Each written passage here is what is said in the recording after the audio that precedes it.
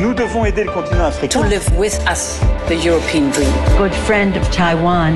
Europe 1, bonjour. Et nous sommes d'abord en Irlande, 7h moins le quart avec la revue de presse internationale. Bonjour Clémence Pénard. Bonjour. Vous êtes à Dublin pour Europe 1, les gros titres de la presse irlandaise. Dublin, nid d'espions. Les journaux du pays se demandent tous si le Parlement a été infiltré par un espion russe, à commencer par The Irish Times.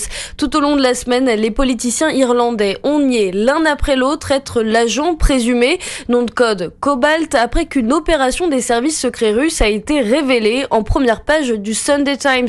Selon l'hebdo britannique, le Kremlin aurait recruté un membre du Parlement dans le but de nuire aux relations anglo-irlandaises lors des négociations sur le Brexit. Le ministre de la Défense, Micheál Martin, premier ministre irlandais à l'époque où cet atout aurait été approché, affirme n'avoir jamais été informé de l'existence d'un tel espion, rapporte The Examiner. Nous sommes aussi aux États-Unis ce matin, Aviva Fried à Los Angeles pour Europe 1. Alors dans la presse américaine, Aviva, les derniers rebondissements d'une des grandes affaires criminelles du pays et qui donne d'ailleurs à Netflix l'un de ses gros succès d'audience dans une récente adaptation en série. Les frères Menendez se retrouvent à la une de la presse américaine.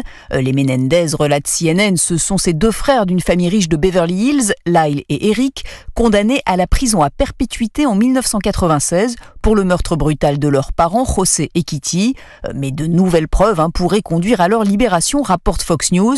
Plus précisément, une lettre écrite par Lyle en 1988 qui accréditerait la thèse des abus sexuels commis par José sur ses deux fils, raconte le site People.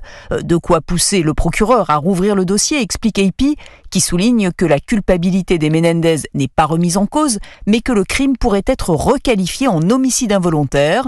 Un rebondissement qui a des ramifications inattendues. Le site Variety rappelle qu'une série sur l'histoire des frères Menendez a été diffusée le mois dernier sur Netflix et qu'elle est toujours dans le top 10 de la plateforme. Merci Aviva Fried, merci à nos correspondants.